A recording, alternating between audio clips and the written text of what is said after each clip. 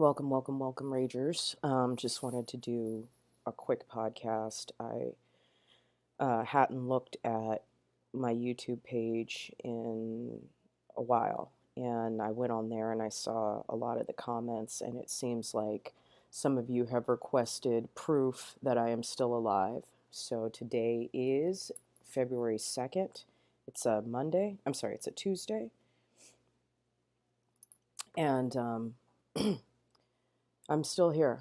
I'm still here. My face, my eyes are, a lot of the swelling has gone down. The panda eyes have gone away, but my eyes are still completely red, and I'm not comfortable going on camera yet. I don't even feel like I want to with all of the censorship and banning that is happening. I got dropped from Spotify for the podcast. So I'm trying to get back on there, but at least for now, we still have iTunes and we still have the website. So make sure that you are subscribed on iTunes if that's where you're listening. Please comment, rate, and let everyone know that I'm still on iTunes if you're on there. I will be doing more YouTube videos as podcasts. I'll just, put up a graphic so you guys can either listen to it on YouTube or you can listen to it on iTunes or my website. I do have quite a bit that I want to discuss. Current events are, let's just say, however bad you think it is, it's worse. I'm sure that most of you know about all of the arrests that have been made at the Capitol for anyone who was there or even outside. And the things, I'm reading these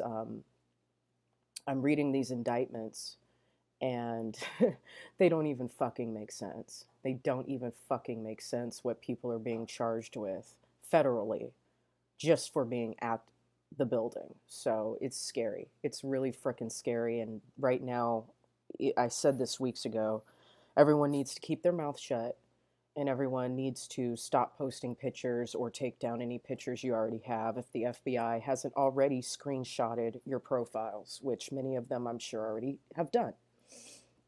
As we know, Joe Biggs got arrested. Joe Biggs is a personal friend of mine.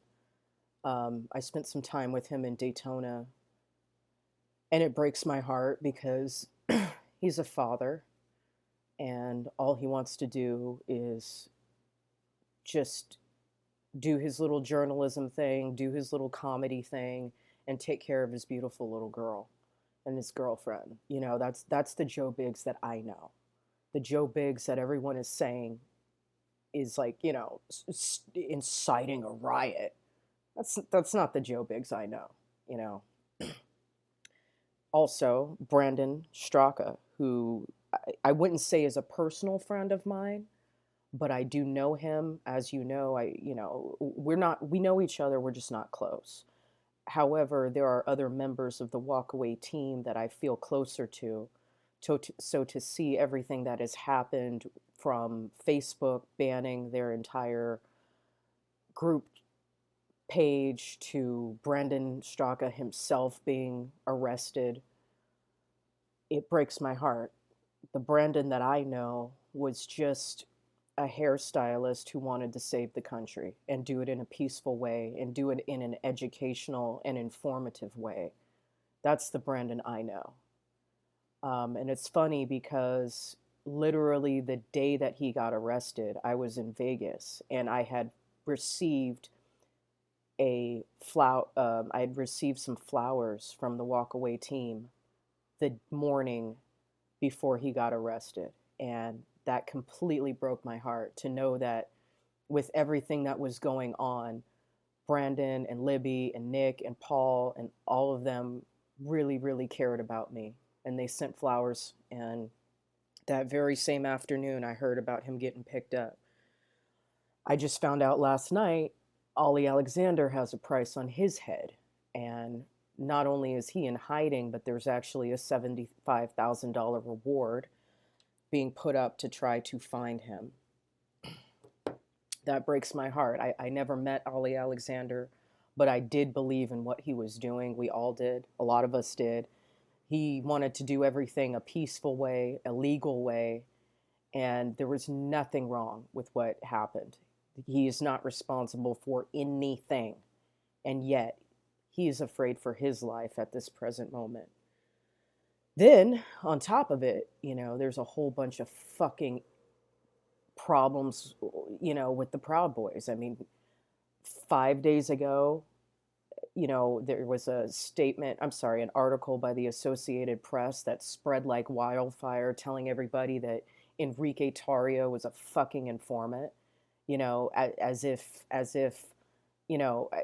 people didn't know that he had already had legal problems years before he became the chairman of the Proud Boys. People knew that, yeah, I mean, everyone knew that he had been a felon, but they were drug charges. They were dumb charges. It had nothing to do with anything political. It had nothing to do with trying to hurt anyone. Okay, he's never even had an assault charge as far as I know. Okay, but the Associated Press wants to show up out of nowhere, start bringing up old shit that happened 6 years prior to him even becoming a Proud Boy. And then they're just basically trying to tear the organization apart from the inside. And not only has Enrique been attacked, okay, but Milo Yiannopoulos, who's a huge supporter of the Proud Boys, people think he's a Fed now too. I mean, I don't want to bring out any receipts yet because there's still not enough. There's just chatter, a lot of chatter on Telegram, and it really bothers me. But it just breaks my heart. The whole fucking thing breaks my heart. So we all need to lay low and we all need to pay attention. We cannot ignore what's going on because we thought it was bad before this inauguration. It's really, really, really bad now. Before the inauguration, we still had some semblance of protection because we all still believed in the Constitution. And although we believe in the Constitution, nobody else apparently fucking does. So we're basically on our own, and it's every man for himself.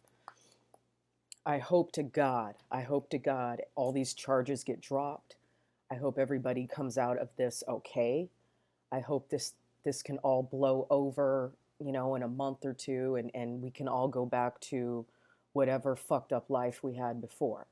However, I'm very scared that it's not. And so for the next couple of episodes, I'm going to be doing a little series on PSYOPs, which is why I'm titling this episode, I don't know what I'm going to title it. Whatever, I can't think that far ahead. But I want to talk about PSYOPs because the deeper I go down the rabbit hole, the more scary it gets. If Enrique really was a Fed informant, who was able to rise to the levels of being the spokesperson for this fraternity, that's not a good thing. I don't think it's true, but if it is true, it's not a good thing. If Milo Yiannopoulos is some sort of fucking Fed as well, and, he's been feeding the government information about, what the Proud Boys are saying behind the enemy's back, that's a problem. I don't believe it, but right now I just don't know. So in my PSYOP series, we're going to talk about a lot of things. We're going to talk about the definition of the Hegelian dialect. We're going to talk about October 1st, #VegasStrong. We're going to talk about 9/11. We're going to talk about all kinds of stuff. And we're going to take a look back at what exactly the techniques and strategies of a PSYOP really are so that we can see what's going on with us right now and understand when to move, when to stay, when to be active, when to stand still, what to believe, what not to believe. How do you figure out what to believe? What do you look for? We really, really need to talk about this. I'm hoping that up until this point, I've provided this channel with enough education to figure it out. But at this point, we need to still keep figuring it out. We need to still keep looking at it. So, just to make things very clear, let me go ahead and give you the actual definition of what a PSYOP is. Psychological operations are operations to convey selected information and indicators to audience to influence their emotions, motives, and objective reasoning, and ultimately the behavior of governments, organizations, groups, and individuals. The purpose of United States psychological operations is to induce or reinforce behavior favorable to United States objectives. And that is the definition according to Wikipedia. So there you have it, folks. The most profound question that I think we all need to ask ourselves is whether or not Donald Trump's entire presidency might have been a PSYOP. I mean, we already know that, you know, voting has just been a big joke. Voting in this country is a big joke now, and all of that has been very clearly revealed to us through their tactics and techniques, everything from technology to voter intimidation to just basically even the staff at these voting facilities being corrupt and doing illegal practices. So my question to you patriots, you know, was Donald Trump's presidency a PSYOP to root out anyone that would foreseeably challenge the New World Order? You know, was Donald Trump, was having someone who is so patriotic and who seemingly loved this country so much, was putting that person into a controversial position of power, was that all that needed to be done? Was that all the deep state needed to do in order to root out everyone who would have the audacity to try to fight for this country? I'm starting to believe that that's what happened. And I'm not sure, but I'm starting to feel that way. So I want you all to take a very, very long, deep breath and really think very hard about what is the bigger picture. Like, is there a bigger picture that's bigger than any of us could even imagine? And if so, what does that picture look like? And who's responsible for it? Don't forget to go check me out at redpillrage.net. I encourage you guys to stay with me on the website because my website is probably pretty safe from being taken down because, you know, I'm hosting it independently. I'm still going to be working on the Roku channel, so I'm collaborating with other patriots in terms of getting a really good quality content out there for you guys, and it will be self-hosted as well as and I'll get offshore servers to make sure that it can't be taken down by any of the powers that be. Again, as I said, the Spotify, I'm not sure if that's going to be updated, but I still am live on iTunes. Make sure you go check out the Patreon. Follow me on all of my socials, especially TikTok and Newsclapper. Follow me on TikTok before I get kicked off. And once again, patriots, keep your head up. Stay in the game. Stay in the game. Stay in the game. We're just going to have to fight to the bloody end. I know that I will. I know that I will.